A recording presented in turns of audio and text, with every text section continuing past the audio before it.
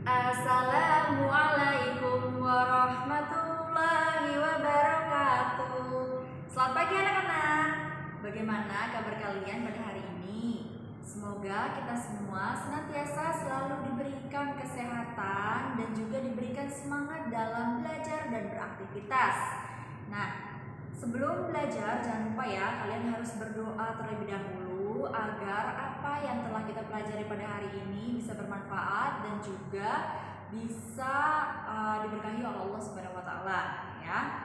Nah, materi kita pada hari ini adalah tematik, materinya tentang mozaik, sikap toleransi dan juga kerjasama ya. Mozaik adalah seni aplikasi dengan teknik gabungan antara melukis dan menempelkan bahan-bahan tertentu. Fungsi dari mozaik adalah untuk apa aja, Bu? Di sini Ibu sudah menuliskan 3 ya. Ada fungsi praktis estetis. Fungsi praktis estetis itu apa? Estetis di sini bernilai keindahan ya. Jadi maksudnya adalah bisa untuk memperindah ruangan, untuk hiasan, sebagai dekorasi ruangan ya. Kemudian fungsi edukatif atau sebagai fungsi pembelajaran. Jadi di sini dengan kita membuat kreasi mozaik, anak-anak itu bisa meningkatkan daya motorik, daya berpikir, kemudian bisa meningkatkan kreativitas anak dalam karya seni. Kemudian ada fungsi ekspresif. Jadi kita bisa lebih ekspresif, bisa lebih mengeluarkan ide-ide dalam membuat sesuatu ya. Dengan membuat karya seni mozaik ini, anak-anak pasti akan lebih kreatif untuk menentukan apa saja alat dan bahannya, kemudian bagaimana nanti sketsanya dan lain sebagainya. Nah, kemudian di sini ada bahan-bahan mozaik yang biasa kita sering jumpai, ada batu-batuan kecil. Terus contohnya ada biji-bijian, seperti misalnya ada kacang hijau, kemudian ada kacang tanah, kemudian ada biji jagung, kemudian menggunakan daun, biasanya menggunakan daun-daun kering seperti itu untuk hiasan, kemudian menggunakan kaca, keramik, kertas, kulit karet, kemudian logam dan juga mika ya. Nah, langkah-langkah membuat mozaiknya itu seperti apa, Bu? Di sini Ibu sudah menuliskan ada 4 langkah utama dalam membuat mozaik. Yang pertama, kita pasti menentukan temanya dulu. Nah, kita mau membuat apa nih? Seperti itu. Nah, sketsanya mau seperti apa? Apa yang mau kita buat?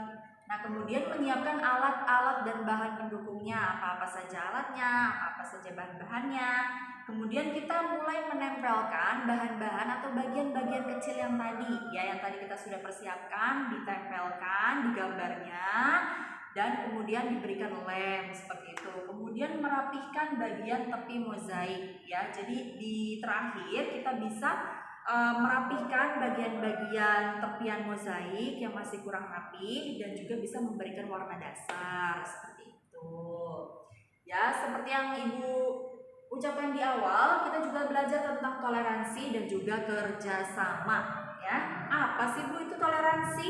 Toleransi adalah sikap manusia untuk saling menghormati dan menghargai baik antar individu maupun antar kelompok. Jadi dimanapun kita berada, di lingkungan seperti apapun, kapanpun, itu kita harus saling menghargai sesama manusia yang lain ya.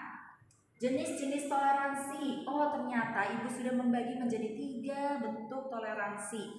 Di sini ada toleransi beragama, berpolitik, dan juga berbudaya. Toleransi beragama, Bu, seperti yang kita tahu, Indonesia kita ini memiliki ada di sini 6 agama yang kita tahu ya.